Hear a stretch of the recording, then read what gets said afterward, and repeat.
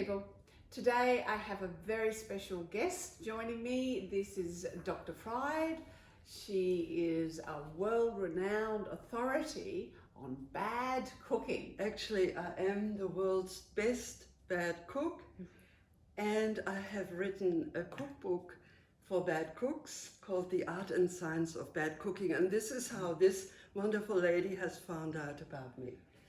Right, so we are here today to learn about intuition and bad cooking.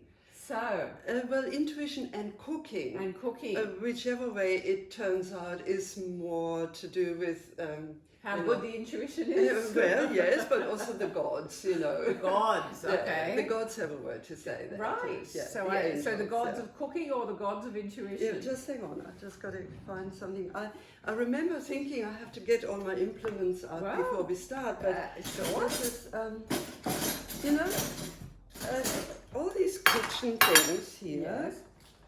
This is all stuff that cooks use normally. Yes.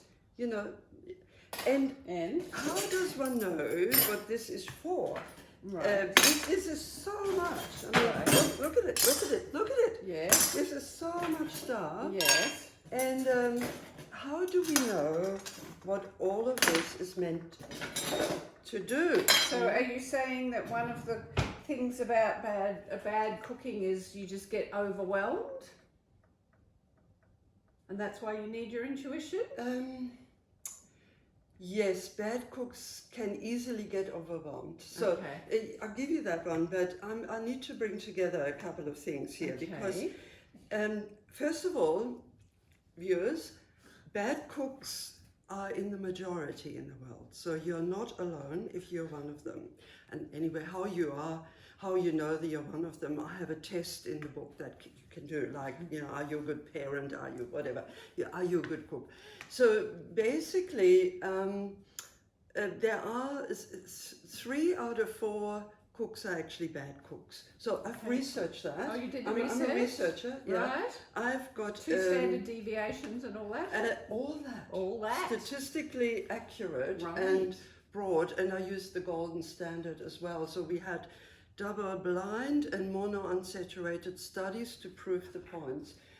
What are you laughing at? Mono-unsaturated studies. It's not a standard I've heard of before. Oh, well, now you do know. Right, yes, so I am indeed enlightened. A lot enlightened. of studies have found that bad cooks outnumber good cooks 3 to 1. Right. And another way of putting that is that 75% of the population are bad cooks. Now, the thing here is, and this is really where I have a bit of an axe to grind and where my raison d'etre is about, is why is it that the world is populated by all these master chefs and ostensibly good cooks, master cooks, and dragging everyone screaming into this "you've got to be a better cook" sort of thing, when actually the majority of people are not, and are being put, they're forced into a position of failure. They feel like a failure, so they buy more of the cookbooks. That's probably what it is about, marketing. They buy more of the cookbooks, and they try to do something that is essentially setting them up for failure. So in all my research and my focus on bad cooking and bad cooks, I try to work out with my incredible experience in psychology and counseling and philosophy and quantum physics, that why are some people bad cooks and why are some people good cooks? This is not about a judgment. What does this have to do with intuition? Because this channel is about intuition. Okay. What I have found is that there are more than 15 categories. 15. Different categories of bad cooks. Right. And, you know, we have the desperate cook, we have the mother reactionary cook, we have the mischievous cook, we have the stingy cook, the English cook, and so it goes. But one of the categories I've actually found is the intuitive cook. You would think, wouldn't you, that intuition would be an asset? I definitely would pick that, yes. Yeah. And can you tell me why you think intuition would actually be an asset? Well, because whenever I've used intuition with my cooking, it's like talking to the food. And so the food tells me what it needs.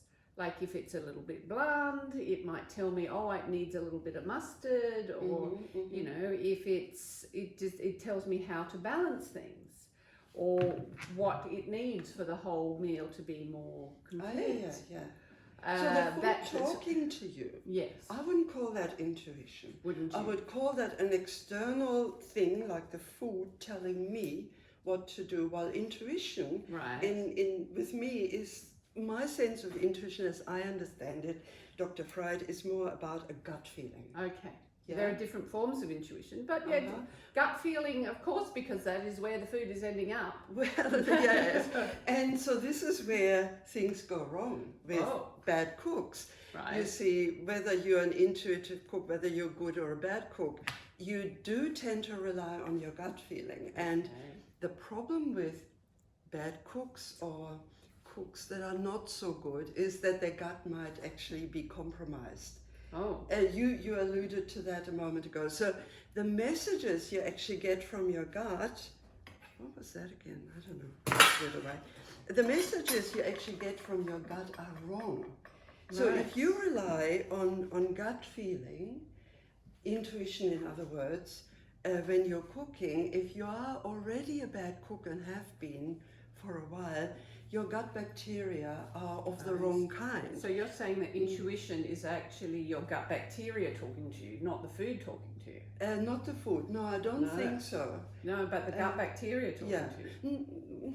No, the gut bacteria create a sense in the body, and we know that. So are you talking about the sort of thing that, like, when you've been eating too much sugar, your gut bacteria want more sugar? Yes. So then they want you to add like half a pound of sugar to your spaghetti bolognese. Exactly, which is bad.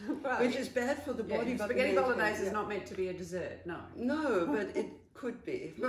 Anyway, that's recipes and which way to go is another topic altogether. We might want to. This is Panache, by the way. Always watching. And so, where were we? Gut bacteria and a gut feeling. Yeah, so you're getting where, messages. Because you're talking about intuition actually comes from inside the body, talking to you about, you know, how to prepare the meal, but it's not the gut bacteria talking to you. So where is the intuition coming from? Okay, the gut bacteria talk to the body. Okay. And to the brain via the vagus nerve. Yes. So they give information to the brain and to your understanding of what is right and wrong and so on and so on. So you get the gut bacteria influencing the body, and that creates the gut feeling that you then most likely act on.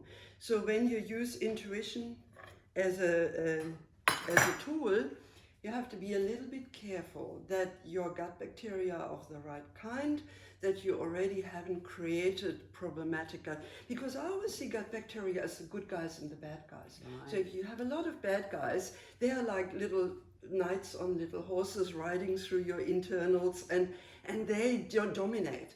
And so you have to feed your body and your gut the right food. However, for a bad cook, is a bit problematic. Okay. And so how are you then going to work with intuition and with your cooking?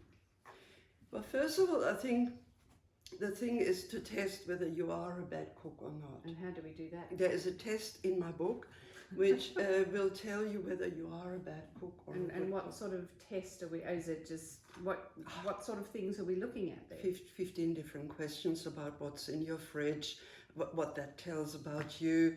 When do you think a use-by date is just a marketing tool, and you know, manufacturers want you to throw it out and buy more, but you can use it for 3 years after anyway, and that sort of stuff.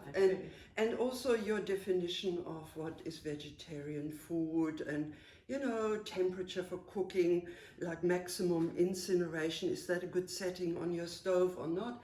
That type of question. So there's a few in there. Anyhow, we're coming back to the bad cook, and to say you are a bad cook, you found that out for once and for all, which I'm sure you always wanted to find out. You too, Catherine. Do you know if you're a good cook or a bad cook?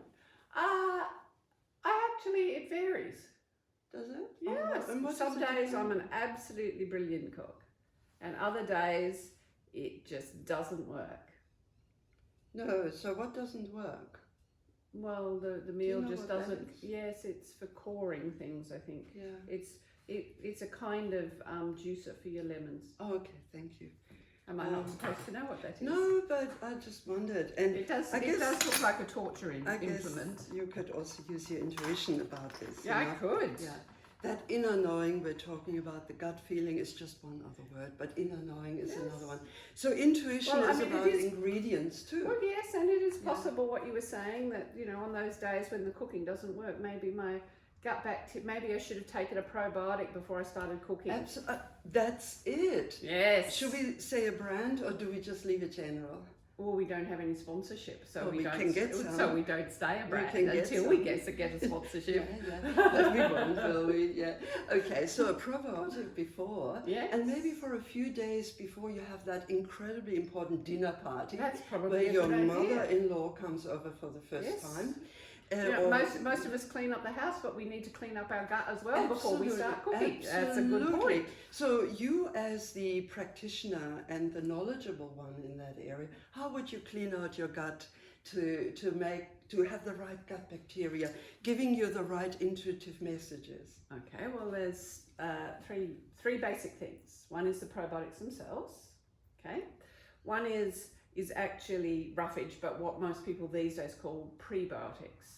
Yes. So you could have some sauerkraut or Yeah. just enough roughage. Oh, I love sauerkraut. Yeah. Yes, and the third thing is actually a little bit of bitter.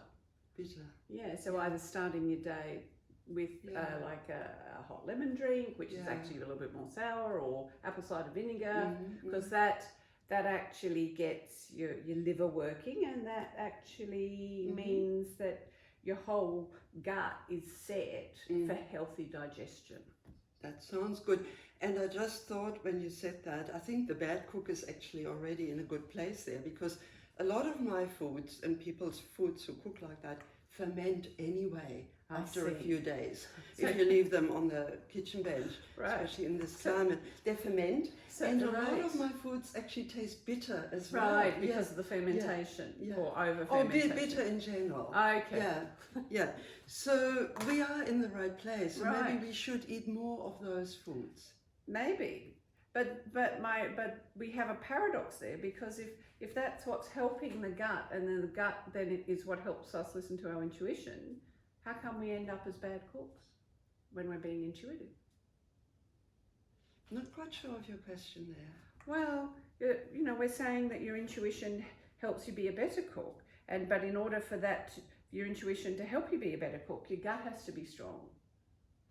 No, we're using judgments here. You don't say better or bad cook, really. Oh. Really, I mean, maybe I've been given the wrong impression. We are not judging bad cooks. We are acknowledging them, and I'm supporting them, and I've researched them. So basically we are observing the bad cook. Okay. And so we're not saying become a better cook. Oh. Yeah, we're saying the bad cook does X, Y, Z with intuition. And one of the categories of bad cooks that I found are bad cooks who use intuition. But intuition that's coming from a sour gut. Yeah, from a bitter, sour, upset gut that doesn't give the right messages. And then your foods may turn out bitter, they may turn out fermented when you don't want that, you know. Sure. So a bit of advice here: if it's green and it grows on bread, you might need to throw it out, but if it's green and it's on cheese, you can eat it. So these are the types of things you have to start observing when you do this kind of research that I'm doing. Okay. So where were we? Well, I was about to ask you if you had a particular story about intuitive cooks that you'd like to share with us. Well, I have some advice, some tips, because I know we're running, running a bit out of time. Is use your intuition to work out which sauce to add to a dish, and also use your intuition to work out what sort of a tin to open and add to your dish. You know, bad cooking in that sense without judgment, and observation. The kind of cooking that better cooks do involves a lot of tin openers and tins, and involves a lot of sauces. So the intuition can be applied to use which sauce. And this is Waxamin. It's a very hot Chinese sauce that I've developed. And this actually is more than just a tin of, I'm not saying now because this is the secret ingredient. The secret. Intuitive cooking is also similar to improvised cooking. Improvised cooking is very free form, and just think of jazz, improvised jazz. Yeah, and not following a recipe. Absolutely not following a recipe, because that is a recipe for disaster. If you follow recipes, you are limiting yourself. And this is where the intuitive cook starts.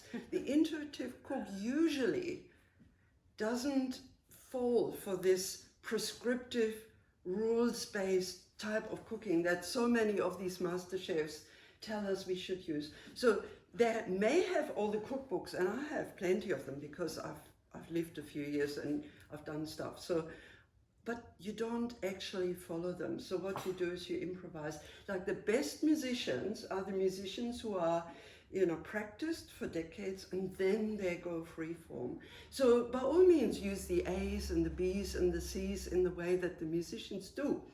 But I have got the thing for you to relax. It doesn't matter what you produce in the kitchen. Oh, good. Because there is a natural eraser, a kitchen eraser, that erases everything that's gone maybe wrong before. Okay, and good. that is tomato paste. Tomato paste. So, there you heard it here first. Yeah. So tomato paste. If you add that to any dish, Right. Intuitively or not, maybe as a matter of practice and habit, if you add that to any dish at the end, you can't taste a thing about what you cooked before. It doesn't matter how many ingredients you have. Right. So it doesn't matter if you burnt it. No, that's another category. Oh, again. is it? Yeah. Oh, okay. It's more like a dish that's ready to eat, not burnt, because Okay. that has a different function and you use it for other things. All right. But if you have a dish that you've added 20 ingredients to make it better intuitively, you just Of go, course. what have I got on the kitchen shelf? And substitution is allowed with intuition. So Of course. if something wants nutmeg, but you only have that other brown stuff, what is it called? Cinnamon. Cinnamon. You can use cinnamon instead of nutmeg. Okay. Because it's similar. Or even white stuff like sugar. Right. If you don't have sugar, you can actually use other white stuff that looks like sugar as You're well. not talking about salt. Yeah, could be. Okay. And but use it sparingly because it's a bit more powerful. So basically, if you've come to that point of an intuitive masterpiece that is almost like a free-form jazz performance, Okay. and then you don't like what you've created for whatever reason, let's not be judgmental, yeah? No. Tomato paste, add Tomato that, paste. and you won't taste at all what happened before. You will only taste tomato paste. So, And one more little tip. okay. Ginger is an amazing ingredient in cooking. You can And it would go well with the tomato paste.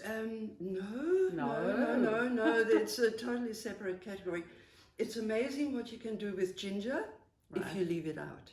Every dish is improved if you leave out the ginger. If you leave out the ginger. Yeah. Okay. So Cooking try by that. elimination. By elimination as well, another category. Well, elimination diets are all the rage. Yeah, well, there you go. So you need if you are a cook who is maybe not called a good cook, without judgment, but you fall more in the category of the majority of people, which is bad cooking, no judgment, just an observation.